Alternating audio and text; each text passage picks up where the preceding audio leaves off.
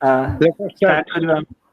हाँ आज्ञा जे आज्ञा आज जो प्रसंगटी आम रखीचे सुदशा व्रत ता पूर्व मु टिके नाकु सामान्यतम सूचना देवाक चाहे। भारतीय संस्कृति रे माँ मानकर भूमिका को नहीं करी एते उच्च मानर चिंता चेतना परिकल्पना से माने रखी करी जाइछन्ति। आउ साधारणतः माँ मानकर बहु प्रकार नाम रे तांको भूषित कराइछि। तो एठु टिके आगो आरंभ कर दबा तापर हम आगु को जीवा। ताको नारी कहा जाए। नारी कहिबार तात्पर्य ही हला नारयति इतिश नारी से बुद्धि प्राप्त करिवार क्षमता भगवान ताको दैछन्ति। से एक्सपांड करि परिबे तनु करी तांको नाम हला नारी। ये गोटे शब्द तांको जाया कहा जाए। जाया कहिबार अर्थ ही हला पुनर्जायते इति स जाया। जहाँ को गर्भले पुरुष आउ थरे जन्म ग्रहण करि पारे से होउछन्ति जाया। तांको माँ कहा जाए से परिमाप करि पारंती बोली पिलार वैशिष्ट्य को टेम्परामेंट को से स्टडी करी तांको जन्म दे पारंती बोली तांका ना होची माँ जहा कि श्री ठाकुर कहले। कारण माँ र एपर्यंत कौन सी डेफिनेशन कौन सी बही रे ही नहीं केवल श्री ठाकुर कहते माँ से कहा जाए से परिमाप करि पारे। कारण बापा दियंती हमको टेंडेंसी टू बी गोटे लोक कौन हम ये क्षमता बापा अनुसार आम मैंने प्राप्त होइछे एवं ताकू किपरि करी को पर्यंत से वर्धित होई करी जीव सेही टेम्परामेंटा माँ मापी देइछि बोली ता ना होछि माँ। आ पुराण पुष्टार भी आमे माने बहु भाव देखीचे आपण ध्रुव प्रहलाद भली संतान माने जन्म नहीं माँ गर्भरु तांको बापा से माने राक्षस थिले किंतु माँ रो पृष्ठभूमि माँ रो चिंता चेतना विशेषकर ईश्वरीय भावनार भितर ये संतान को से जन्म देइछन्ति। से कहानी भी आमे भल भाव जानिचे। कारण विष्णु विरोधी थिबा उतानपाद विष्णु विरोधी थिबा आपण हिरण्यकशिपु तार स्त्री हिरण्यकशिपुंकर स्त्री जे कयाधु किपरि करी ताकू बसीभूत करिछि से घटना आमे माने पुराण पुष्टारु जानिचे। जदि के न जानिथिबे ताले मते कहिले हो तुम आलोचना करि पारे। जेतेबेले से देखुछि तार स्वामी विष्णु विरोधी तेणु से ताकू एमिति बागरे पकईछि कहले ताले बड़ंकु जिबा टिके बुली करी आसीबा बुलिया भितरे से ताकू पचारिछि तमे काहेकि विष्णु को विरोध करो से सब कारण कहिछि। आ ए कारण कहिबार भितरे से विष्णुमय होई उठिछि। जेतेबेले उपयुक्त समय पाइछि स्वामी निकट में पुत्र दे बोली प्रार्थना करिछि जार फलस्वरूप आमे प्रहलाद भली संतान को पाइले। अपर पक्षरे जदि आमे राजा उतानपादन जीवन को देखिबा तांकर दुई जन स्त्री थिले जने सुनीति जने थिला सुरुचि। सुरुचि माने से रुचि संपन्न थिला केमती भल खाइबो भल पिंदिबो एथिले से गोटे संतान जन्म करथिला जे कि तांकर बापा मांकर अनुरूप ही पारला नथिला। अपर पक्षरे सुनीति जे सुनीति परायण जो माटी थिला से स्वामी ठारू जो संतान पाइला सी थिला ध्रुव। एटा पुराण पुष्टार खाली दृष्टांत नुह प्रत्येक चरित्र को जदि देखिबा सबुर मूल जदि कार विशेष भूमिका अच्छी सी हूँ माँ। तेणु तांकू सेति मु कहली ताकू माँ कहा जाए नारी कहा जाए जाया कहा जाए जननी भी कहा जाए। जननी माने जी जन्म दे पारंती आ जन्म देवार डेफिनेशन बोधे श्री ठाकुर देइछन्ति। ये डेफिनेशन आम अनेक कोठी पाई परिबा नाही। ठाकुर कहले जन्म माने जमी उठिबा उपादान संगति सेई संगति जीवन उच्च व्यक्त होई हुए व्यक्ति सेई व्यक्तिर अंतराले अच्छी जीवन स्पंदना सेई स्पंदना बढ़ाई आणे आणे जीवन नंदना। जन्म माने जमी उठिबा कौन उपादान संगति एटा में विज्ञान मत पढ़ीचु। उपादान गुड़िक है यार 23 जोड़ा क्रोमोजोम तार 23 जोड़ा क्रोमोजोम एमानकर जोठी सार्थक संगतिपूर्ण मिलन होइतिबो एई गुणराजी गुड़िक पिला भितर व्यक्त होई उठे। सेई संगति जीवन उच्च व्यक्त होई हुए व्यक्ति सेई व्यक्तिर अंतराले अच्छी जीवन नंदना। नंदना अच्छी नंद धातु नंदमान विस्तार। जमती भगवान शिवंकर दुईटी अनुचर अच्छा जड़े नंदी जड़े भृंगी ये गुड़िक तात्पर्यपूर्ण बहु भाव। आपण मैंने शिव मंदिर की सब जाते शिव मंदिर देखिए सेठी शिवंकर मूर्ति कोठी पूजा पाएनी सेठी जहाँ पूजा पाती this is the sexual symbol of male and female गोटे जोनिवेदी उपर लिंगर प्रतिष्ठा करा ता माने तमर जीवन को जदि सुंदर मधुमय करी गढ़ी तोलिबा चाह तेबे प्रथमे ये कामना वासना को परित्याग करो। आ से जो औषध हेटे व्यवहार करा जाउची आपण देखिबे से गोटे लोशन तैयारी बेलपत्र सांगे दुदुला पत्र लहुणी क्षीर देकरी एक कलामुगुनी पत्थर पर घसीबार भितर से जो लोशन टा तैयारी हुए से पादुकटा खाइले ही अनेकंकर कामना वासना कमी कमी जाए कारण ठाकुर एथि सतर्क करके कामार्थ होई पुरुष जदि लुब्ध करे नारी सद्य आयु हारिबे सेमाने समाज ध्वंसकारी एटे दुईटा दिगंत उन्मोचन करा जाई पारे यदि कौन पुरुष कामार्थ होई लुब्ध करिव नारी को सेमाने तो सहज नष्ट हेबे ही तांको माध्यम जो संतान संतति माने आसीबे सेमाने मध्य समाज को भांगी देबे तेणु कामना वासना को परित्याग करने प्रथम दरकार तुमर जौन जीवनटा सुंदर हवा दरकार से श्री ठाकुर कहले sex decency invokes the earth to beautify the civilization जो सेक्स डिसेंसी अच्छे से सुविवाह दरकार से माँ मान रत्न गर्भा दरकार से माँ मान जीवन से सुंदर नहले भल संतान आसबे ना पूजनीय सिपाहीदा मोरी सामने जड़े प्रश्न करता आज्ञा भगवान कहीं भारत वर्ष जन्म नौ अन्य कौन जगह आसुना गोटे दुईटी जगह छाड़देले देखा गले से सब भारतीय कहीं आपंकर जो इस्राएल जेरुजलम एगुड़ाक अविभक्त भारत वर्ष एक देश से गुड़ाक आपंकर बर्तमान ईरान सब जोरास्ट्रियन थे सब हिंदू थे आफगानिस्तान बर्तमान आफगानिस्तान सेटा हूँ लवकुश राजधानी थिला एगुड़ाक हूँ भारत वर्ष माने अंतर्गत सब गुड़ाक थिला से कहीं जन्म नेले तार उत्तर से कहते पूजनीय सिपाहीदा से दिन कहले देख तुम हेलिकप्टर देखी छोटिया जगह टे दरकार लैंडिंग पे किंतु बड़ बोइंग लैंड करने बड़ रनवे दरकार ठीक से भाव में से भली महान आत्मा को जन्म देवाई भारतीय नारी माने समर्थ केवल तेणु भारतीय संस्कृति रे माँ मान को एते उच्च स्थान रखा जाइथिला तार मौलिक कारण ही है माँ मान शुद्धता ठाकुर भी कहले तबे भाविकी देख तुम शुद्धता उपर गोटे देशर बा जातिर शुद्धता भी निर्भर करे तेणु माँ मान जीवन को सुंदर करने एपरिक पाश्चात्य राष्ट्र मनुष्य मैंने समालोचना करती जे मैंने ये कहते भारत वर्ष नारी माने स्वाधीनता ना मुझे कही रखे भारत वर्ष नारी माने एते स्वाधीन पृथ्वी कौन देश नहांती तार बहुत कारण मुझे पारे एपरिक 1950 मसीहा पर्यंत वेस्टर्न वर्ल्ड लेडी मानकर भोट दबार अधिकार नथिला खाली सेतिकी नुह से वेस्टर्न वर्ल्ड लोक मैंने कौन साक्ष्य दौले ग्रहण करा जाउ नथला आ सेतिपई जन एक लोक तार संग्राम आरंभ कर पंचदश शताब्दी पंचम शताब्दी ख्रीष्टाब्द 476 मसीह यूरोपर जन विशिष्ट जननायक नेता जने संग्राम करता ना हूँ भैलेंटाइन जहां जन्मदिन को आम भैलेंटाइन डे बोली पालन करूँ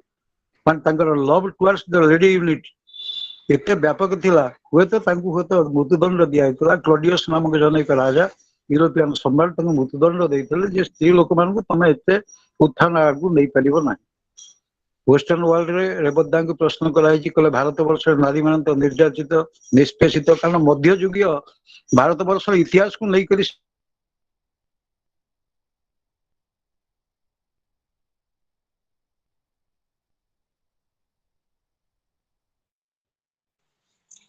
दादा आपनकर वॉइस टा उड़ीगला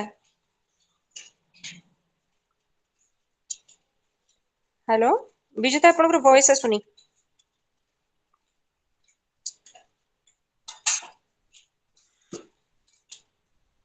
हेलो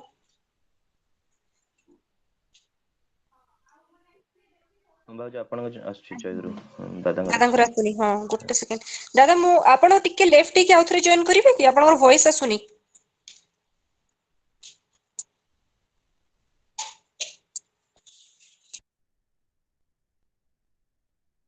तो प्रश्न करी माँ मान को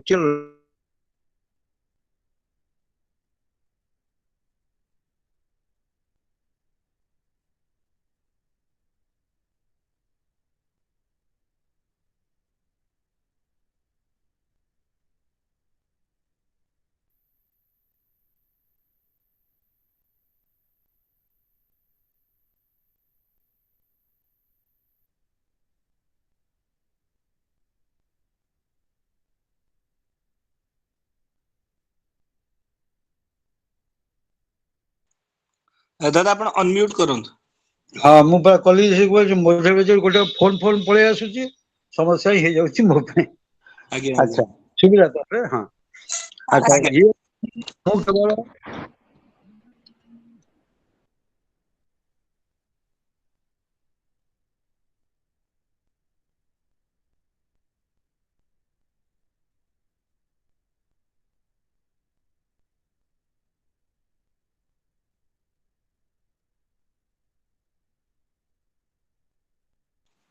हेलो हाँ हाँ एतर ठीक है से फोन गुड़ा बारंबार आसूची मु परीक्षा हलू बाहरिक आसिक आपण मानक पे कहूँ ठीक है ଆଜ୍ଞା ଆଜ୍ଞା जोठी जहाँ प्रश्न रही आपण मैंने पचारे मोर क्षुद्र बुद्धि भितर मुझे जानी आलोचना परिसरभुक्त करवा तेरे ଆଜ୍ଞା भारतीय संस्कृति रे यार गोटे जहाँ माँ मान एत उच्च मान रखी दिया विशेषकर उत्कल परंपरा आम मैंने देखा आम जीवन को सुंदर करने आम पूर्वज मान विशेषकर पंचसखा जुगरे यार गोटे आंदोलन आरंभ होता आम या परिवार कहचे परिवार कहबार मान परिव्रियते इतिश परिवार जोटी परस्पर परस्पर को वरण करते सम्मान दिखती शास्त्रकार माने कहले जत्र नार्यस्तु पूज्यन्ते तत्र रमन्ति देवता जोठारे नारी मानकर पूजा करा जाए सेठारे देवता माने रमण करते अर्थात देवता माने सेठारे ही जन्म नियंती आ सेति माँ मानकर पवित्रता उपरे गोटे देश बा जातिर पवित्रता निर्भर करे आ ता भितर जो सुदशा व्रत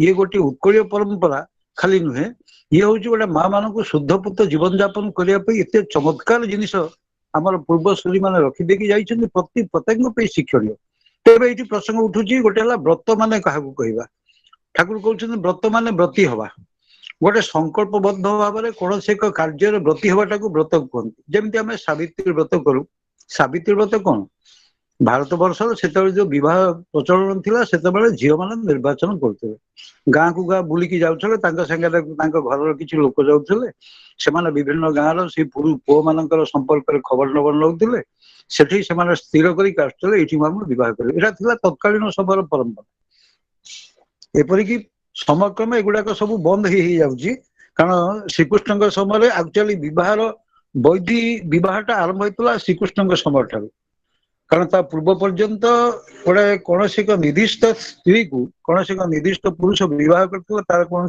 दृष्टांत ना रामचंद्र समय किसी कि श्रीकृष्ण दादा गोटे सेकंड क्वेश्चन से जो बाल्य विवाह प्रोसीजरटा सेटा केबेटु हितला ताने बाल्य विवाह तो आज्ञा बाल्य विवाह कथा कहउछन तो आज्ञा आज्ञा अच्छा मु एठी कहि दउची विवाह संपर्क तो पुनी सियाड़ को पळेल अन्य लाइन की पळे आसीबो झियो मान को 8 वर्ष झियो को गौरी कहा जाए 8 वर्ष झियो 9 वर्ष झियो को रोहिणी कहा जाए 9 वर्ष झियो 10 वर्ष झियो को कन्या कहा जाए 11 वर्ष झियो को युवती कहा जाए भारतीय संस्कृति रे जे कन्या संप्रदान कथा लिखा है विवाह रे कन्या को संप्रदान कले सालंकार कन्या को संप्रदान करिवार परंपरा अछि अर्थात 10 वर्ष हो गले गोटे झियो को विवाह दे दिबा उचित कहीं उचित से बहुत कार्य कारण अच्छी कारण आप डॉक्टर अब्राहम नामक जन एक रिसर्चर सी कहते गोटे मार यूट्रसटा गोटे कैमेरा फिल्म करी से जहाँ को मानसिक स्तर थे ग्रहण कर लिए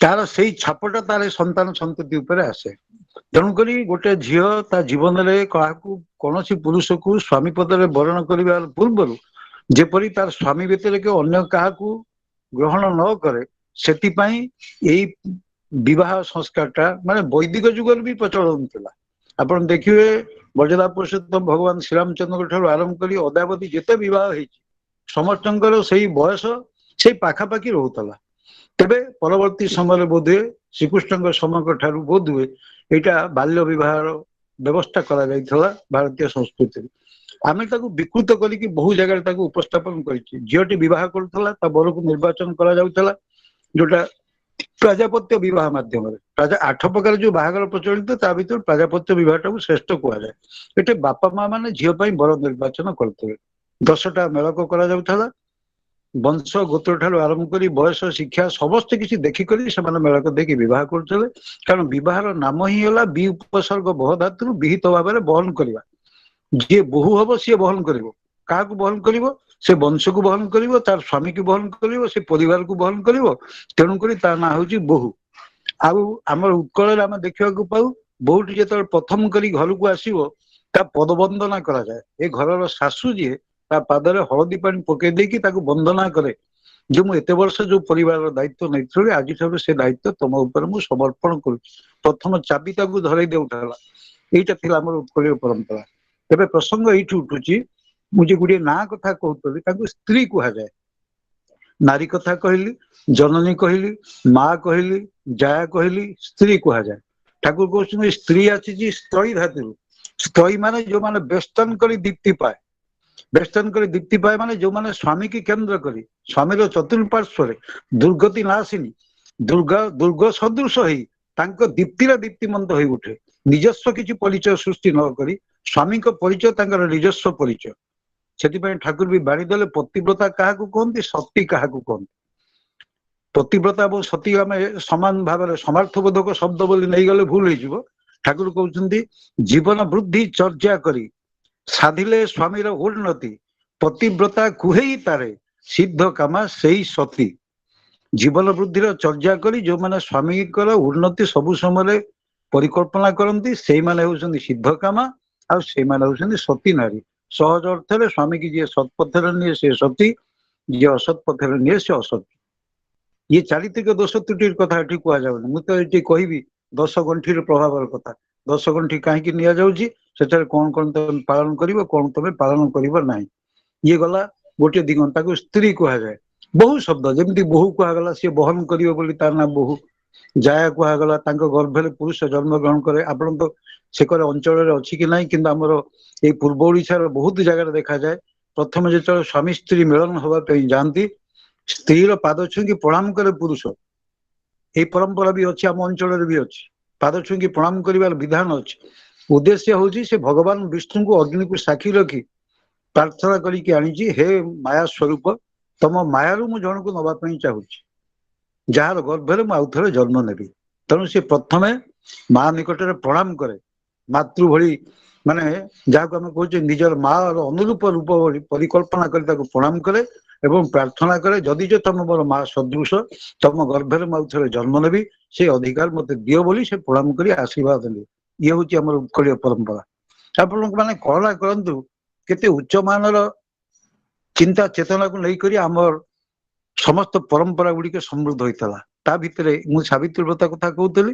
ବର୍ତ୍ତମାନ ବ୍ରତୀ ହବା, ସେତେବେଳେ ସାବିତ୍ରୀ ଗୋଟେ ବରକୁ ନିର୍ବାଚନ କରିଛି, ତା ନାଁ ହଉଛି ସତ୍ୟବାନ। ରାସ୍ତାରେ ଫେରିଲା ବେଳେ ମହା ଖୁସି ସିଏ, ତା ବର ଠିକ ହେଇଗଲା। କିନ୍ତୁ ତାକୁ ନାରଦ ମୁନି ଅଟକେଇ ଦେଲେ, କହିଲେ ମା ଗୋଟେ ଭୁଲ କରିଦେଲୁ ତୁ। ନା କଣ ଭୁଲ କଲି? ନା ତୁ ଯାହାକୁ ବିବାହ କରିବୁ ସେ ରୁଗ୍ଣଗ୍ରସ୍ତ, ସେ ଜଣେ ରୁଗ୍ଣ ଲୋକ, ସେ ବେଶୀ ଦିନ ବଞ୍ଚିବ ନାହିଁ। ଆଉ ମୁଁ ଯାହା ଜାଣିଛି ଅଳ୍ପ ଦିନ ଭିତରେ ତାର ପ୍ରାଣବାୟୁ ଚାଲିଯିବ। ସେ କିନ୍ତୁ ସତୀ ନାରୀ ସିଏ। ଆପଣ ଦେଖିଛନ୍ତି ଠାକୁର ବାଗଦାନ ଉପରେ କଥା କହିଛନ୍ତି ନାରାୟଣ ନୀତିରେ। ତମେ ଯଦି କେବେ କୌଣସି ପୁରୁଷକୁ ବାଗଦାନ କରିଥାଅ ଏବଂ ତା ବ୍ୟତିରେକ ଅନ୍ୟ କୌଣସି ସ୍ୱାମୀ କି ଗ୍ରହଣ କରିବା ଉଚିତ ନୁହେଁ, କାରଣ ତାର ପ୍ରଭାବ ବି ରହିବ ତମର ସନ୍ତାନ ସନ୍ତତି ଉପରେ ପ୍ରଭାବ ରହିବ। ସେଥିପାଇଁ ବହୁ ସତର୍କତାର ସହିତ ଠାକୁର ବି କହିଛନ୍ତି। ବିଶେଷ କରି ଝିଅ ମାନଙ୍କର ବୟସ ବେଶୀ ହେଇଗଲେ ତାଙ୍କର ସ୍ୱାଧୀନ ଚିନ୍ତା ଚେତନା ଚାଲି ଆସେ, ତାକୁ ସେ ସ୍ଥିର ରଖି ପାରନ୍ତି ନାହିଁ ବୋଲି କମ ବୟସରୁ ଝିଅକୁ ବିବାହ ଦିଆଯାଏ। 10 ବର୍ଷରେ ବିବାହ ଦେଇ ସାରିଲା ପରେ ଝିଅକୁ ଘରକୁ ନେଇ ଅଣାଯାଏ ଏବଂ ସେ ତାକୁ ବହୁ ପଣିଆ ଶିକ୍ଷା ଦିଆଯାଏ। ଏଇଟା ହେଇଥିଲା ମାନେ ସୁଭଦ୍ରାଙ୍କ ସମୟରେ। ଭଗବାନ ଶ୍ରୀକୃଷ୍ଣ ଯେତେବେଳେ ତାଙ୍କର ପ୍ରିୟତମା ଭଉଣୀକୁ ବିବାହ ଦେଇଛନ୍ତି ଅର୍ଜୁନ ସହିତ, ତାକୁ ଆଣିକି ପ୍ରଥମେ ସତ୍ୟଭାମାଙ୍କୁ କହିଛନ୍ତି ତାକୁ ଆଗ ଶିଖା, ତାକୁ କେମିତି ଭଲ ବୋହୂ ହବାକୁ ହୁଏ। ବହୁ କଥା ଏଗୁଡିକ ସେତେବେଳେ ଥିଲା ପରମ୍ପରା। ତାପରେ ଝିଅ ଯେତେବେଳେ ଶୟନୀ ହୋଇଯାଏ 17-18 ବର୍ଷ ପରେ ସେ ତାର ସ୍ୱାମୀ ଗୃହକୁ ଗମନ କରୁଥିଲା। ଇଏ ଥିଲା ଆମର ଭାରତୀୟ ପରମ୍ପରା। ତେବେ ଏଇଠୁ ପୁଣି ଆସୁଛେ ସୁଦଶା ବ୍ରତ। ସୁଦଶା ବ୍ରତ ୟାର ବୋଧେ ଆରମ୍ଭ ହେଇଥିଲା 16 ଶତାବ୍ଦୀର ପ୍ରାକ୍କାଳରେ ଆରମ୍ଭ ହେଇଛି। କାରଣ ଯେତେବେଳେ ଜଗନ୍ନାଥ ମନ୍ଦିରକୁ ବାରମ୍ବାର ଲୁଣ୍ଠନ କରାଯାଇଛି, ଜଗନ୍ନାଥଙ୍କୁ ଯେତେବେଳେ ଲୁଚେଇକି ରଖାଯାଇଛି ବର୍ଷ ବର୍ଷ ଧରି, 12 ବର୍ଷ ଧରି ଏକାଧିକ୍ରମ ଥରେ ରଖା ହେଇଗଲା କଳା ପାହାଡର ଅତ୍ୟାଚାରରେ, ସେତିକିବେଳେ ଗୋଟିଏ ରାତି ଭିତରେ ମୁକ୍ତି ମଣ୍ଡପର ପଣ୍ଡିତ ମାନେ ଲକ୍ଷ୍ମୀ ବ୍ରତ ବା ଲକ୍ଷ୍ମୀ ପୁରାଣର କଥା ସେ ରଚନା କରିଥିଲେ। ଲକ୍ଷ୍ମୀ ପୁରାଣ ଆମେ କଣ ଦେଖିଛେ? ଏଠି ସହଜ ସରଳ କଥା। ଲକ୍ଷ୍ମୀ ଥିଲେ ଜଗତ ଜନନୀ ମା ଲକ୍ଷ୍ମୀ। ସିଏ କଣ କରିଛନ୍ତି, ସେ ଥରେ ଗଲେ କହିଲେ ମୁଁ ଟିକେ ବୁଲି ଆସେ, ମୋର ପ୍ରଜା ମାନଙ୍କୁ ଦେଖିକି ଆସେ, ବା ମୋର ଯୋଉମାନେ ଭକ୍ତ ତାଙ୍କୁ ଟିକେ ଦର୍ଶନ କରିକି ଆସେ। ସେ କାହିଁକି ପଳେଇ ଗଲେ ସ୍ୱାମୀଙ୍କର ବିନା ବା ପରିବାରର ବିନା ନିର୍ଦ୍ଦେଶରେ, ତାକୁ ନେଇକରି ଏତେ ବଡ ଝଡ ଝଞ୍ଜା ହେଇଥିଲା, ଝଗଡା ହେଇଥିଲା। ସେ ଘଟଣାଟା ତା ବାସ୍ତବିକ ନୁହଁ, ତା ପଛରେ ଯୋଉ କାରଣ ଗୁଡିକ ଅଛି ମୁଁ ସେଆଡକୁ ଗଲେ ବହୁତ ସମୟ ଲାଗିବ, ମୁଁ ଆଲୋଚନା କରିନି। ମୁଁ ଆସୁଛି ସୁଦଶା ବ୍ରତର କଥା। ଏଠି କଥା ଉଠୁଛି ମା ମାନେ ହାତରେ ଗୋଟେ 10ଟା ଗଣ୍ଠି ପକାନ୍ତି। ଆମେ ଯେମିତି ଜାଣିଛୁ ଗୋଟେ କାନିରେ ଗଣ୍ଠି ପକଉ, ଏପର୍ଯ୍ୟନ୍ତ ବି ସେ ପରମ୍ପରା ଅଛି। ଦେଖ ଏଇ କଥାଟା ମୁଁ ନିଶ୍ଚିତ ରକ୍ଷା କରିବି। କଥାଟାକୁ ରକ୍ଷା କରିବା ପାଇଁ କଥାଟାକୁ ବାନ୍ଧିକି ରଖାଯାଏ କାନି ଭିତରେ। ଠିକ ସେଇପରି ଭାବରେ ମା ମାନେ 10ଟା ଜିନିଷକୁ ପାଳନ କରିବେ ବୋଲି ହାତରେ 10 ଗଣ୍ଠି ପକାଯାଏ। ତେବେ ଯୋଉ 10 ଗଣ୍ଠି ପକାଯାଏ ଲକ୍ଷ୍ମୀଙ୍କର 10ଟା ନାଁରେ, ଆଉ ସେ ନାଁ ଗୁଡିକ ହେଲା ଲକ୍ଷ୍ମୀ ପଦ୍ମାଳୟା ପଦ୍ମା କମଳା ଶ୍ରୀ ହରିପ୍ରିୟା ଇନ୍ଦିରା ଲୋକମାତା ଚ କ୍ଷୀରାବ୍ଦି ତନୟା ରମା। ଲକ୍ଷ୍ମୀଙ୍କର 13ଟା ନାଁ, ତା ଭିତରେ 10ଟା ଶ୍ରେଷ୍ଠ ନାଁ ଦିଆଯାଇଛି। ଏ 10ଟା ଗୁଣ ଯଦି ତମ ଭିତରେ ବିକଶିତ ହବ, ତମେ ମା ଲକ୍ଷ୍ମୀ ହେଇଯିବ ଘର ଭିତରେ। କିନ୍ତୁ କଣ କରିବ ନାହିଁ, କଣ କରିବ, ଏମିତି 10 10 20 କଥା ମାନେ ଆଲୋଚନା କରିବା ଏ ସ୍ୱଳ୍ପ ସମୟ ସୀମାର ପରିସର ଭିତରେ। 10 ଗଣ୍ଠି ଯୋଉ ପଡିଛି, ମୁଁ ତାକୁ ଟିକେ ଓଡିଆରେ ବ୍ୟାଖ୍ୟା କରିବାକୁ ଚାହୁଁଛି। ଦଶା ମାନେ ଅବସ୍ଥା। ଅବସ୍ଥାଟା ଭଲ ପଡିବ ଯଦି ସୁଦଶା ମାନେ ଭଲ ଦଶା ମୋର ଆସିବ, ଭଲ ଅବସ୍ଥା ମୋର ଆସିବ ଯଦି ମୁଁ ଏଇ 10ଟି ନିୟମକୁ ପାଳନ କରିକି ଚାଲେ। ତା ଭିତରେ ବାଣୀରେ ମୋର 4ଟା ଦଶା ଖରାପ ପଡେ। ବାଣୀ ମାନେ କଥାବାର୍ତ୍ତାରେ 4ଟା ଦଶା ଖରାପ ପଡେ ମୋ ଶରୀର ମାଧ୍ୟମରେ। ବାକି 2ଟା ଦଶା ଖରାପ ପଡେ ମୋ ମାନସିକ ସ୍ତରରେ। ତେବେ ଏଇ ଯୋଉ 4ଟା ଦଶା ମୋର ଭଲ ପଡିବ ବାଣୀ ମାଧ୍ୟମରେ, ସେ କଣ କଣ ମୁଁ କରିବି ନାହିଁ ବୋଲି ସଂକଳ୍ପ କଲି ଲକ୍ଷ୍ମୀଙ୍କର 10 ନାମ ନେଇକି। ପ୍ରଥମ ହେଲା କର୍କଶ କଥା କହିବ ନାହିଁ। ଇଏ ହଉଛି ପ୍ରଥମ କଥା। ଭଗବାନ ଦେଖନ୍ତୁ ମା ମାନଙ୍କୁ ଏଡେ ସୁନ୍ଦର ଗଳା ଦେଇଛନ୍ତି, ଏଇ ଗଳା ବୋଧେ ପୁରୁଷ ମାନଙ୍କର ନାହିଁ। ଗଳା ଦେବାର ଉଦ୍ଦେଶ୍ୟ ହେଲା ସେମାନେ କୋମଳ କଣ୍ଠି, କୋକିଳ କଣ୍ଠି, ଏକଦମ ତାଙ୍କ ଭାଷା ଗୁଡିକ ଏତେ ସୁନ୍ଦର ଲାଗିବ ପ୍ରତ୍ୟେକ ମଣିଷକୁ କାନକୁ ମୋହିତ କରେ, ଯୋଉଥିପାଇଁ ଭଗବାନ ତାଙ୍କୁ ସ୍ୱତଃ ହିଁ ଦେଇଛନ୍ତି, ମାନେ ସୁନ୍ଦର ଗଳା ତାଙ୍କୁ ଦେଇଛନ୍ତି। ତେଣୁ ସେଇ ଗଳାରେ ଯଦି କର୍କଶ କଥା କହିବ ଘର ତ ଭାଙ୍ଗିଯିବ। ତମେ ଯଦି କାହାକୁ କଠୋର କଥା କହିଲ, ଶାଶୁକୁ କହିଲ, ଶ୍ୱଶୁରଙ୍କୁ କହିଲ, ପିଲାମାନଙ୍କୁ କହିଲ ବା ସ୍ୱାମୀଙ୍କୁ କହିଲ, ସେ ଘର ତ ରହିବ ନା। ତେଣୁ ପ୍ରଥମ କଥା କୁହାଗଲା କର୍କଶ କଥା କହିବ ନାହିଁ, ଏଇଟା ମୁଁ ପାଳନ କରିବି। ଆଜିଠାରୁ ଯଦି ପ୍ରତ୍ୟେକ ଭାଇ ଓ ମା ମାନେ ଏଇ କଥାଟାକୁ ପାଳନ କରନ୍ତି, ମୁଁ କଠୋର କଥା କହିବି ନାହିଁ। ଠାକୁର କେତେ ବଢିଆ କଥା କହିଛନ୍ତି। କଥା କହୁଥିବ ଗୁଡ ସମଚୁଲ ଲାଗି ଯାଉଥିବ ଦେହ, ମାନେ ମିଠା ଭଳିଆ କଥା କହିବ ତମେ। ଠାକୁର ପୁଣି 27 ଲେଖିଛନ୍ତି, ସ୍ପଷ୍ଟବାଦୀ ହୁଅ କିନ୍ତୁ ମିଷ୍ଟ ଭାଷୀ ହୁଅ। ଜଣେ ସ୍ପଷ୍ଟ କଥା କହିବ, ମିଷ୍ଟ ଭାଷାରେ କେମିତି କହିବ? ଶ୍ରୀ ବରଦ ତାକୁ ବୁଝାଉଛନ୍ତି, କହିଲେ ଧର ଗୋଟେ ଲୋକ କିଛି ଖରାପ କାମ କରିଛି, ତମେ ତାକୁ କିଛି କହିବାର ଅଛି। ଯଦି ଲୋକଲୋଚନରେ ଅନେକ ଲୋକମାନଙ୍କ ଆଗରେ ତାକୁ କହିବ, ତାର ବି କିଛି ଇଗୋ ଅଛି, ସେ ନିଶ୍ଚିତ ଭାବରେ ବିରୋଧ କରିବ ବା ଆପଣଙ୍କୁ ଚାପୁଡାରେ ଦବ। ବରଂ ଠାକୁର ଏଥିପାଇଁ ସମାଧାନ ଦେଲେ, କାଉକେ ଯଦି ବଲିସ୍ କିଛି ସଂଶୋଧନର ତରେ, ସଙ୍ଗୋପନତା ବଲିୟଦି ବି ସମ୍ବେଦନାଏ ଭଲେ। କାହାକୁ ଯଦି କିଛି ସଂଶୋଧନ କରିବା ପାଇଁ କହିବାର ଥାଏ, ସମବେଦନା ନେଇ ଏକାନ୍ତକୁ ଡାକି ନେଇକିରି କହିବ, ବାବୁ ଏଇଟା କଲ ଭଲ ଲାଗିଲା ନାହିଁ। ଗୁରୁ ପରିବାରଙ୍କର କଥା କେତେ ମିଷ୍ଟ, କିପରି କରି ସେମାନେ ପଦେ ପଦେ କଥାରେ ସବୁ ମାନେ ତୁଟେଇ ଦିଅନ୍ତି। ଏତେ ତେଣୁ ଏଇ ଅଭ୍ୟାସ ଟା କରିବା। କର୍କଶ କଥା କହିବାନି, ତାକୁ କହନ୍ତି ବାକ୍ ବ୍ରହ୍ମ। ମାନେ ମୋର ଯଦି କଥା ଥରେ ଖରାପ ହେଇଗଲା, ତାହେଲେ ଦେଖିବେ ଯେତେ ଅବସ୍ଥା ମୋର ଖରାପ ପଡିବା କଥା ପଡିବ, କାରଣ ଲୋକଟା କଥା କହି ଜାଣିନି। ତେଣୁ କଥା କହିବା ମଧ୍ୟ ଗୋଟେ କଳା। କିପରି କଥା କହିବି, କେତେ ମାପି ଚୁପିକି କହିବି।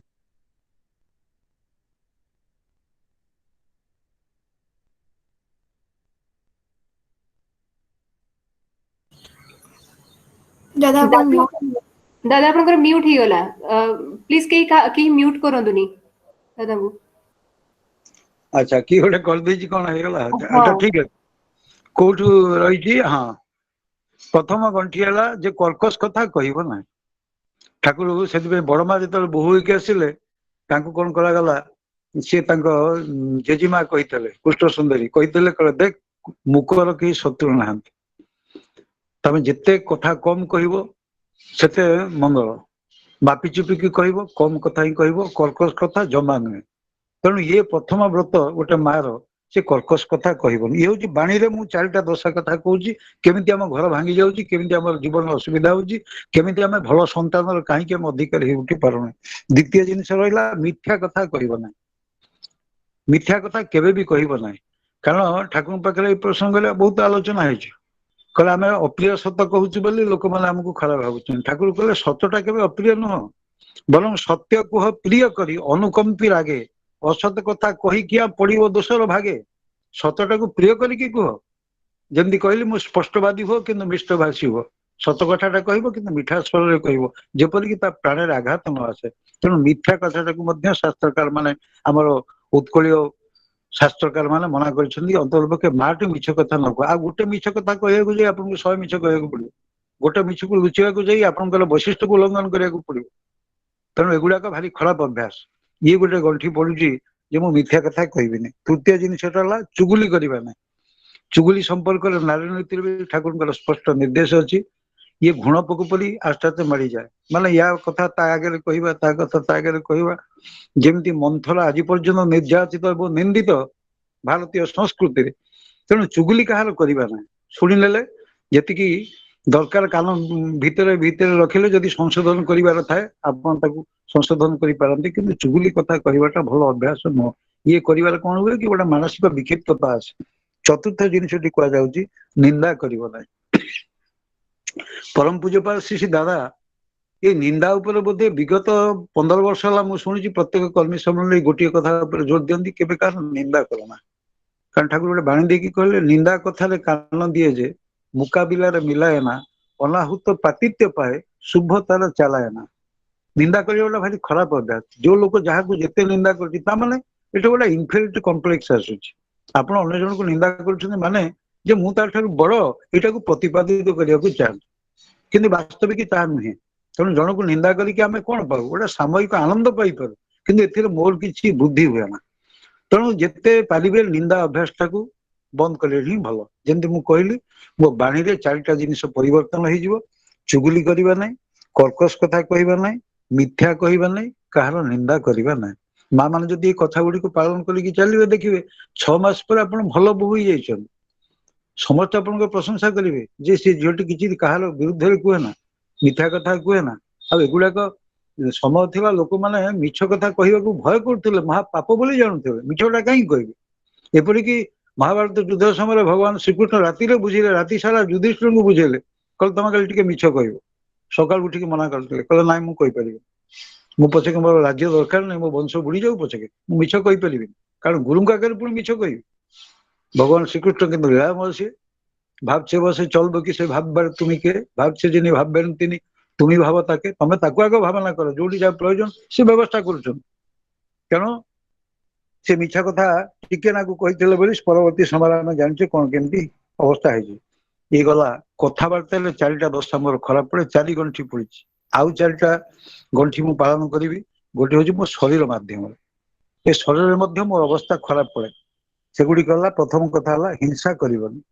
ନମ୍ବର 1, ହିଂସା କରିବ ନାହିଁ ମାନେ ଏ ମାରପିଟ କରିଦବା, କାହାକୁ ଚାପୁଡାରେ ଦେଇଦବା, ଆମର ବଳ ଅଛି ବୋଲି ତାଠୁ ଟିକେ ଟିକେ ବଳଶାଳୀ ବୋଲି ଆମେ କାହାକୁ ଗୋଟେ ଜାବୁଡାରେ ଦେଇଦବା, ଏଗୁଡାକ ଭାରି ଖରାପ ଅଭ୍ୟାସ। ହିଂସା କଲେ କଣ ହୁଏ କି ଗୋଟେ ମଣିଷର ମାନସିକ ସ୍ତରରେ ସେ ବିକ୍ଷିପ୍ତ ହେଇକି ରହିଲା, ପ୍ରତିଶୋଧ ନବାର କ୍ଷମତା ମଧ୍ୟ ବୃଦ୍ଧି ପାଇଗଲା। ଚାଣକ୍ୟ ଆମକୁ କହିଥିଲେ ଯେ ଆମେ ତାକୁ ଇଂଲିଶରେ ଗୋଟେ ପ୍ରୋଭର୍ବ ପଢିଛୁ, ଟିଟ୍ ଫର ଟାଟ୍ ବୋଲି। ଚାଣକ୍ୟ କହିଥିଲେ ଯେସାକୁ ତେସା। ଠାକୁରଙ୍କୁ ପଚରାଗଲା, କହିଲା ଇଜ ଇଟ୍ ରାଇଟ୍? ଚାଣକ୍ୟ ଯୋଉ କଥା କହିଦେଇକି ଗଲେ କି ଯେସାକୁ ତେସା ଏଇ କରିକି ଆମେ ଚାଲିବୁ, କାରଣ ସେ ଜଣେ ମହାନ ପୁରୁଷ, ଭାରତ ବର୍ଷର ଜଣେ ବିଶିଷ୍ଟ ଅର୍ଥନୀତିଜ୍ଞ, ଜଣେ ପ୍ରଧାନ ସେନାପତି। ଖାଲି ସେତିକି ନୁହଁ, ସିଏ ଥିଲା ଭାରତ ବର୍ଷର ପ୍ରଥମ ପ୍ରଧାନମନ୍ତ୍ରୀ। ତାହେଲେ ଯେସାକୁ ତେସା ନ୍ୟାୟକୁ ଆମେ ମାନିକି ଚାଲିବା କି? କାରଣ ଦୁନିଆରେ ଯେତେ ଯିଏ ଆସିଛନ୍ତି, ଯେତେ ମହାନ ପୁରୁଷ କୁହନ୍ତୁ, ଯେତେ ବଡ ମହାପୁରୁଷ କୁହନ୍ତୁ, ଯାହା କହିକି ଯାଇଛନ୍ତି ସବୁ ଗୁଡିକ ଫାଇନାଲ ନୁହଁ। ଫାଇନାଲ କଥା ଆସିବ ଠାକୁରଙ୍କ ପାଖରେ, ପୁରୁଷୋତ୍ତମ ପାଖରେ। ପୁରୁଷୋତ୍ତମ ସେଦିନ କହୁଛନ୍ତି, ଦୁଷ୍ଟକୁ ନିରସ୍ତ କର, ଦୁଷ୍ଟ ପ୍ରତିଦାନ। ଚାଣକ୍ୟଙ୍କ ନୀତି ବାକ୍ୟ ସବୁ ଲୋକ ଜାଣେ, ଏଟା ସମସ୍ତେ ଜାଣିଛନ୍ତି। ଚାଣକ୍ୟ କହିଲେ ଦୁଷ୍ଟକୁ ତମେ ନିରସ୍ତ କର, ଦୁଷ୍ଟ ପ୍ରତିଦାନ। ଅର୍ଥାତ ଯୋଉ ଦୁଷ୍ଟ ଲୋକ ତମକୁ ଯେମିତି ବ୍ୟବହାର କରୁଛି ତମେ ତାକୁ ସେମିତି ବ୍ୟବହାର କରିବ। ଠାକୁର କିନ୍ତୁ କହିଲେ ଏହା କିନ୍ତୁ ନୁହେଁ ଶେଷ, ବିଜ୍ଞ ନିରୋଧ ନାହିଁ।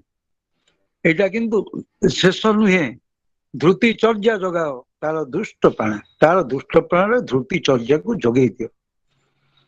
ଧୃତି ଚର୍ଯ୍ୟାକୁ କେମିତି ଯୋଗେଇ ଦିଅ? ବହୁତ ଦୃଷ୍ଟାନ୍ତ ଅଛି, ନମୁନା ଦେଇ ହବ। ଆମର ଜଣେ police director general of West Bengal, ସେ କହୁଥାନ୍ତି ଥରେ ଗୋଟେ ହ୍ୟୁମାନ ରାଇଟ୍ସ କମିଶନ ଗୋଟେ ମିଟିଂରେ କହୁଥିଲେ, କହିଲେ ଠାକୁରଙ୍କ ପାଖକୁ ଜଣେ ଲୋକ ଆସିକି ଫେରାଦ କରିକି କହୁଛି, କହିଲା ଠାକୁର ମୁଁ କୋବି କରିଛି, ସେ ଅମକେଇ ଲୋକ ପ୍ରତ୍ୟେକ ଦିନ କୋବି ଚୋରି କରିକି ନେଉଛି, ମୁଁ ରାତି ସାରା ଜଗିକି ରହୁଛି, ସେ କେତେବେଳେ ନେଇଯାଉଛି ମୁଁ ଜାଣିପାରୁନି।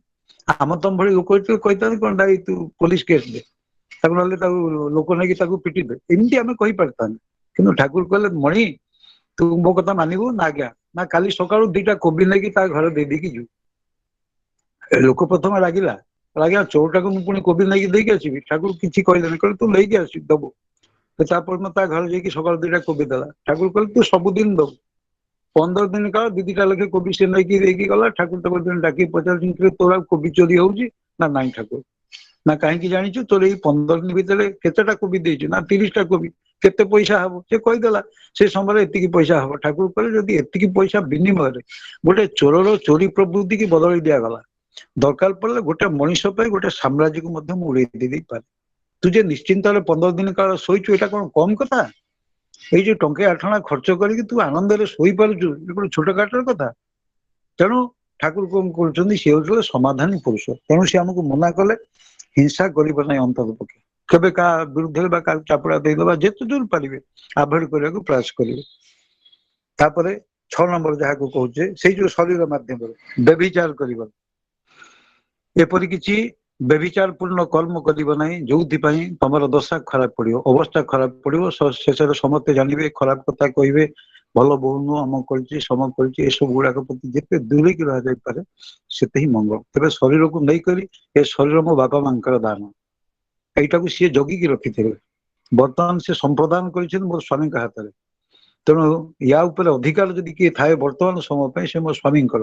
ୟାକୁ ନେଇକି ଯଦି ମୁଁ ବ୍ୟଭିଚାର ଦୁଷ୍ଟ ହେଇଗଲି ସମାଜରେ କୋଳଟା ବୋଲି ମଧ୍ୟ ମୁଁ ଆଖ୍ୟାୟିତ ହେବି। ଖାଲି ସେତିକି ନୁହେଁ, ମୋ ଯୋଉ ଭଲ ସନ୍ତାନ ଜନ୍ମ ଦେବାର ଯୋଉ କ୍ଷମତା ଇଏ ହଜେଇ ବସିବ। ତେଣୁ ମନା କରିଛନ୍ତି ବ୍ୟଭିଚାର କରିବ ନାହିଁ। ଆଉ ଗୋଟେ ଅସଦାଚାର, ଅସଦାଚାର ନ କରିବା ପାଇଁ ଆମକୁ ସ୍ୱସ୍ତୟିନୀବ୍ରତର କଥା ଶ୍ରୀ ଠାକୁର କହିଲେ। ଶରୀରକୁ ଶ୍ରୀ ବିଗ୍ରହଙ୍କର ମନ୍ଦିର ବିବେଚନା କରି ତାର ଯତ୍ନ ନେବ। ତେଣୁ ଏଠି ମୋ ପ୍ରଭୁ ଅବସ୍ଥାନ କରୁଛନ୍ତି, ପ୍ରାଣ ସ୍ୱରୂପ ସିଏ।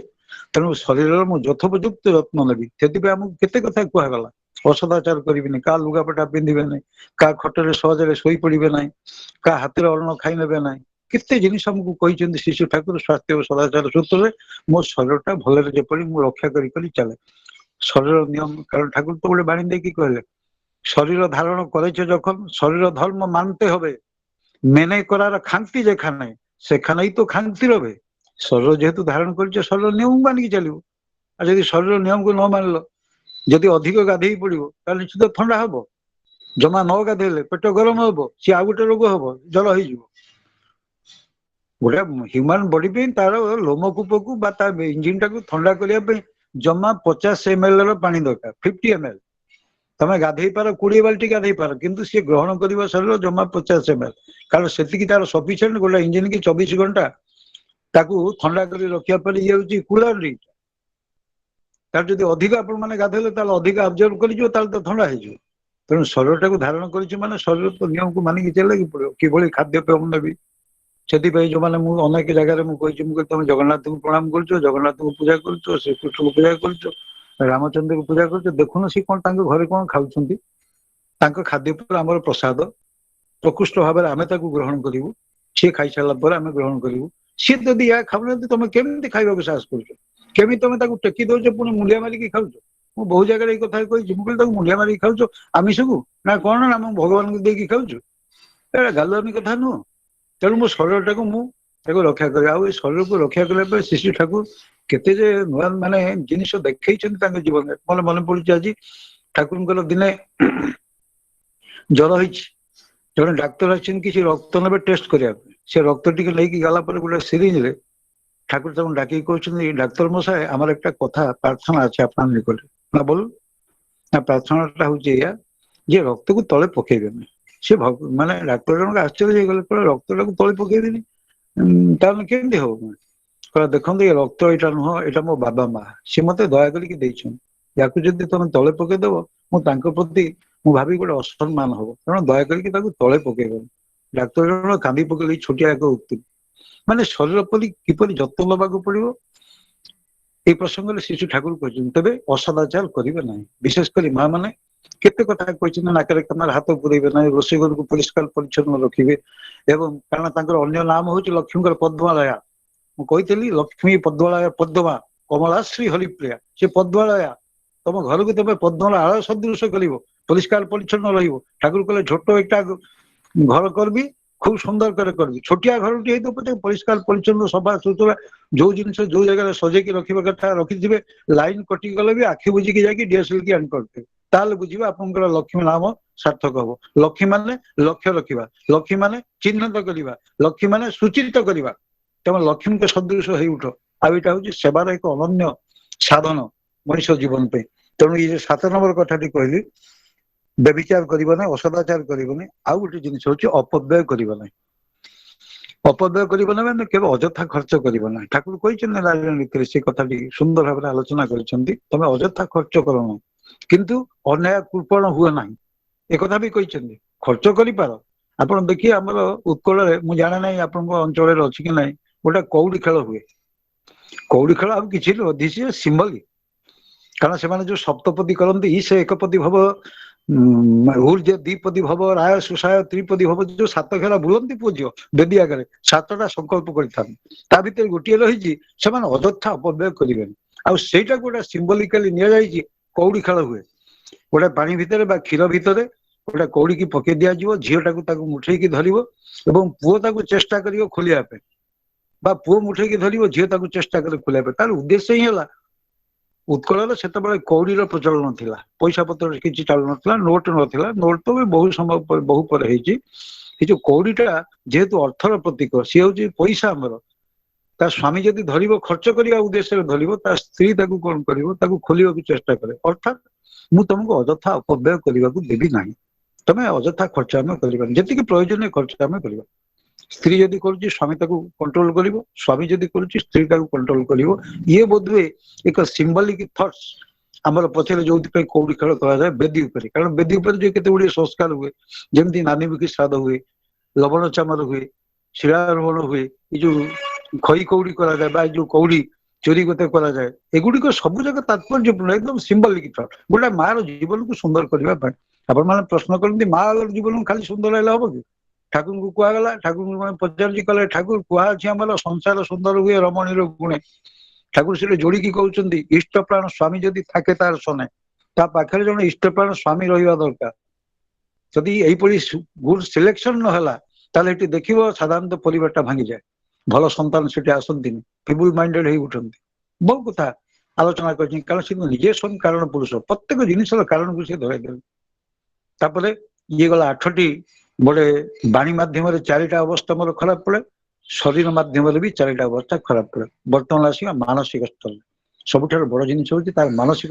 सुस्थता बहु किसी निर्भर करे गोटे मार जीवन ता भर गोटे है जे वास्तविक तुमने पर जिनिस प्रति दृष्टि न दबा पर जिनिस प्रति दृष्टि मान यहाँ कहते दारिद्र्य व्याधि दारिद्र्य अलग जिनिस दारिद्र्य व्याधि हूँ अलग जिनिस गोटे लोकर पैसा पत्र ना से दरिद्र दारिद्र हो जाए अलग जिनिस सी किंतु उच्चमना ही थी पारे किंतु आ गोटे अच्छी दारिद्र्य व्याधि एवं देखिए बहुत बड़ बड़ लोक ऑफिस रे थे ऑफिस रे देखिए कौन गोटे भल जिनिस घर धरी पड़े आस मुझे देखी प्राय अनेक जगह मैं लक्ष्य कर माने एगुड़ाक हूँ दारिद्र्य व्याधि सी मानसिक स्तर में दरिद्र सी जो जहाँ देखिए घर को लेकिन पलि तेणु अंतत पक्षे पर जिनिस प्रति कौन कुदृष्टि न हुए से संपत्ति से रोजगार कहीं अधिकार करी कारण ये जिनसा तो मोर नुहे ना ठाकुर या नहीं कौन कर भाभी पारे ना दिने बसिक आलोचना चली ठाकुर हठात कहते अच्छा पिला दिने किए क्या ठकी कहल देखी पचार पपुल धारिका बस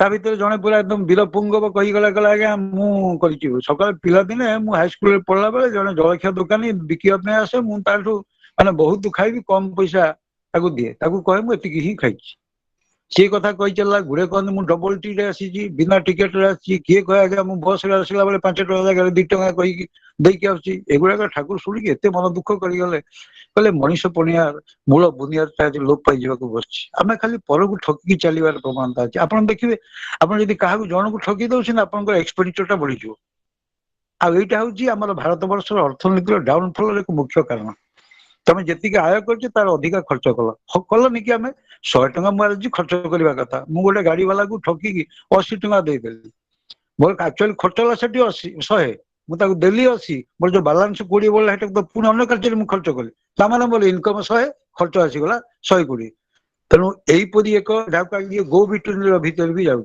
ठाकुर कहले गो बिटुन जदि कर समाज भी भांगी जिते द्वंद्वी बुद्धि की तुम न करे से भल से जो भाई जनक कहले आज्ञा मो पिला दिन जलखिया खाई से अमुक लोकठू मुझे बहुत पैसा ठकी खाई ठाकुर कहले मणि तू आज पर्यंत तोर मानसिक स्थिरता आसुनी तारी कथा भावु तू पिला दिन ठकी देलु ना हाँ ठाकुर ना गोटे काम कर तू काली बस रे जाइकी से लोक घरे पहुंचबू किसी पैसा दे देकी आसू ये जाइकी खोजी खोजी पहुंचला बस से पाखापाखि 80 वर्ष बुढ़ा को दिशुली जाइकी परिचय देला एवं कहला मो ठाकुर पठे तुमको किसी पैसा देकी जीवा से कांदी पकेला बुढ़ा बोला ठाकुर से मो कथा मन रखिंट किसी पैसा देकी आसला ठाकुर पचारे कहला आज ते केमी लगुच ना ठाकुर आज मुझे ऋणमुक्त है भाया लगुच कहले मो मुंडे सत जेपरी कौन जला ना जंत्रणा ना मतलब भारी भल लगुच ठाकुर कहले यही जिनसा ही दरकार तेणु पर जिनस प्रति जमा दृष्टि देवे अच्छी कड़े सुंदर जिनसा सी कर योग्यता अच्छी सी कि नहीं पारा मोर योग्यता नहीं मु किणी पारुनी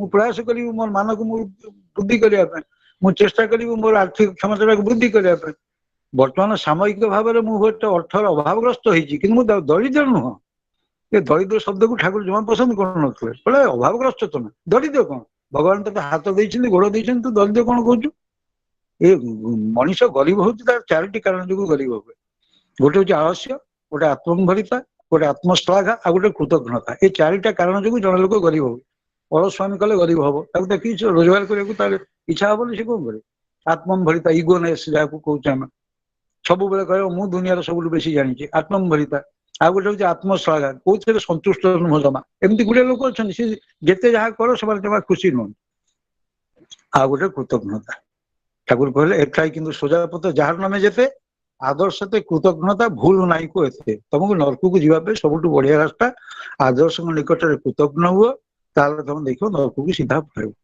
तेणु 9 नंबर बाणी जो लगुच पड़ुची से पर जिन प्रति दृष्टि न दबा तापरे अनेक तो कथा कहुई जो 10म गंठी कहुच्छी पर को पर संपर्कित कौन आलोचना माने आलोचना तो कहवा ना जोटा कि आम कह पर श्री कातर अन्य स्त्री देखिक आम कातर हो उठा सी कहीं बड़ कोठा कला कहीं पैसा आनला आप देखिए ये मुझे आलोचना करी मुझे आम घर जो टीवी लगुच आमको कष्ट लगुच भारी आनंद लगुच उच्च स्वर शब्द बजेकी पड़िशा घर लोक डाकिक आनिकी देखुच देख मुझे पैसा किनी आनी सुविधा मिलला मुझे आसिली निजर बाहादुर देखो कि पड़िशा घर जो टीवीटे लगे से दिन आम मन कष्ट हुए तो आम स्वामी स्त्री भर कथा हो चोरटा कौटी ठकेकी नहीं आसला ना तमें आम अन्य स्त्री की देखी पार ना स्वयं पुरुषोत्तम होती डबल स्त्री खाली श्री सी नुहति श्रीजुक्त नुहति से श्रींकर श्री श्री माने सेवा श्री माने सेवक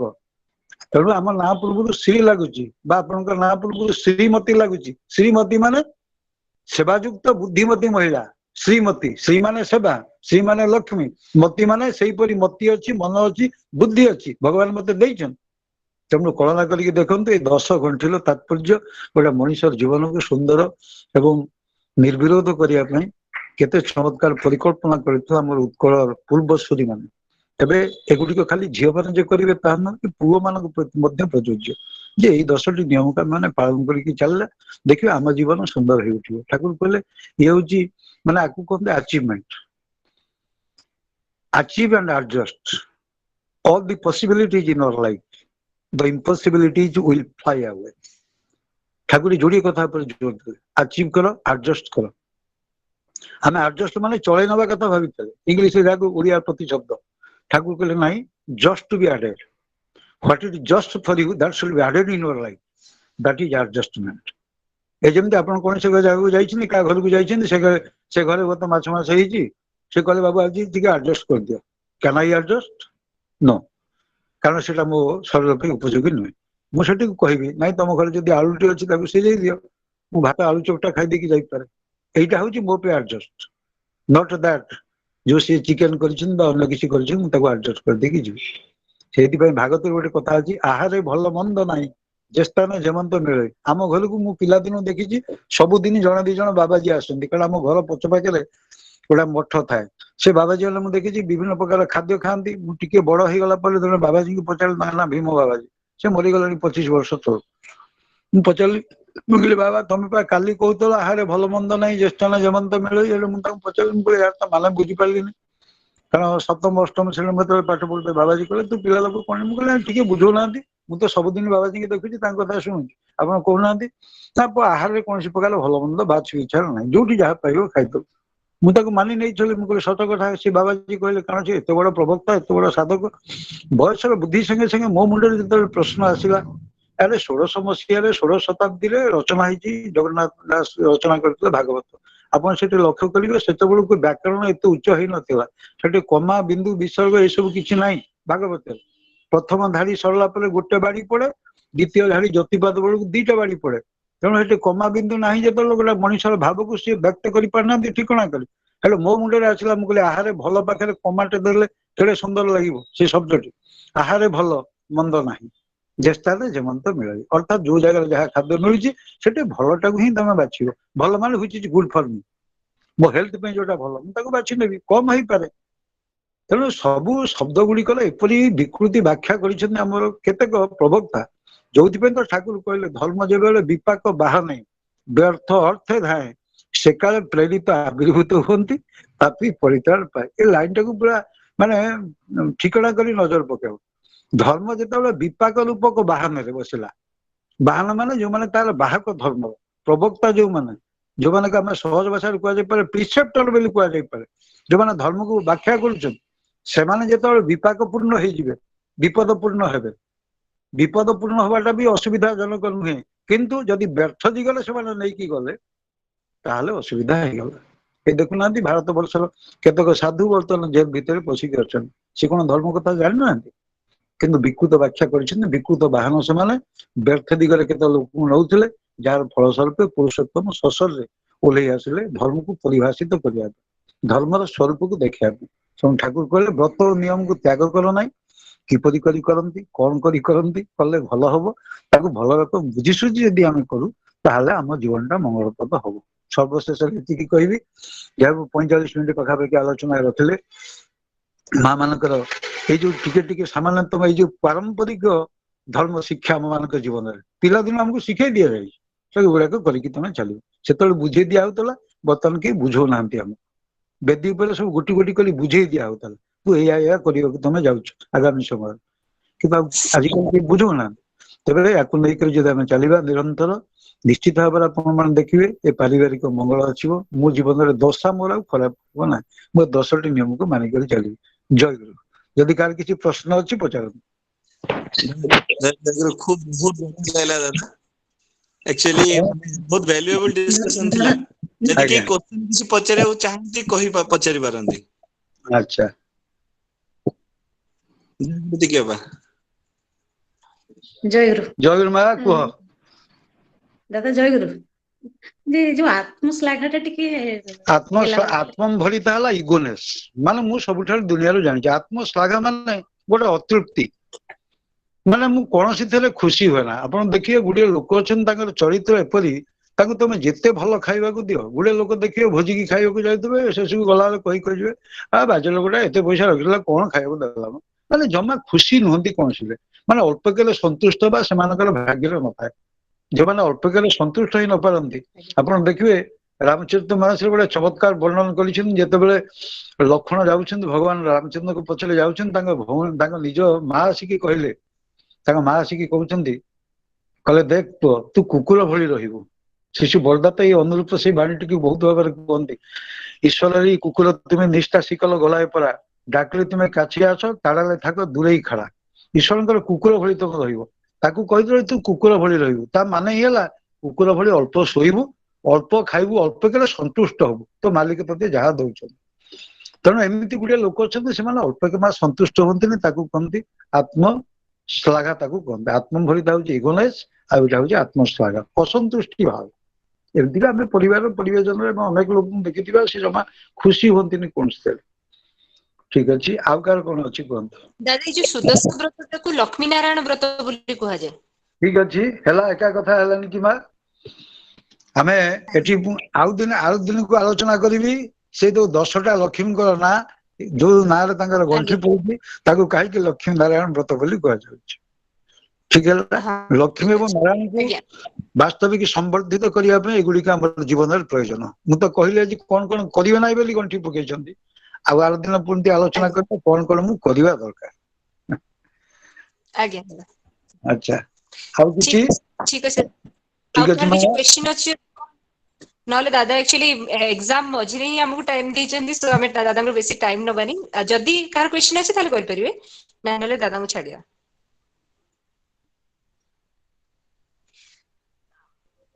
ମତେ ଲାଗୁଛି ଦାଦା ଆପଣଙ୍କ ଡିସ୍କସନ ଏତେ କ୍ଲିୟର ଥିଲା କି ଆଉ ୟା ପରେ ଆଉ କ୍ୱେଶ୍ଚିନ୍ ବୋଧେ ନାହିଁ। ଆମେ ନେକ୍ସଟ ସେସନରେ ସେଇଟାକୁ ହିଁ ନବା ଯେ କଣ କଣ କରି ହବ ଏଇ ଯୋଉ ସୁଦଶା ବ୍ରତର 10 ଗଣ୍ଠିର ମାନେ, ଆଉ ତାକୁ କଣ କଣ ପଜିଟିଭଲି କରାଯାଇ ପାରିବ। ଆଚ୍ଛା, ଭେରି ଗୁଡ। ଭଲ ଲାଗିଲା ଆପଣ ଆଜ୍ଞା ମାନଙ୍କ ଦାଦା। ସହିତ ବସିଲି, କିଛି ଆଲୋଚନା କଲି। ଆଉ ଏଗୁଡିକ ବହୁତ ଶିକ୍ଷଣୀୟ ଆମମାନଙ୍କର ବାସ୍ତବ ଜୀବନ ପାଇଁ। ଆଉ ଏଗୁଡିକ ଯେ ପର୍ଯ୍ୟନ୍ତ ମୁଁ ଯେ କହିଲି achieve and adjust all the possibilities of your life, then we can all the impossibilities will fly away. ଏଇଟା ଶିଶୁ ଠାକୁରଙ୍କ ମୁହଁର କଥା। ତେଣୁ ଯେତେ ଦୂର ପାରିବା ଆମେ କରି ଯିବା, ଯାହା ଶୁଣିଲେ ବାସ୍ତବ ଜୀବନରେ ଫୁଟେଇ ତୋଳିବା। এই আশা এই আকাঙ্ক্ষা ଓ ସମସ୍ତଙ୍କର ମଙ୍ଗଳ ପ୍ରାର୍ଥନା କରି ମୁଁ ରହୁଛି। ଜୟ ଗୁରୁ। ଜୟ ଗୁରୁ ଦାଦା, ଜୟ ଗୁରୁ। जय गुरु दादा। ଜୟ ଗୁରୁ थैंक ଦାଦା। यू। ବହୁତ ଜୟ ଗୁରୁ ଜୟ ଗୁରୁ ଜୟ ଗୁରୁ ଜୟ ଗୁରୁ।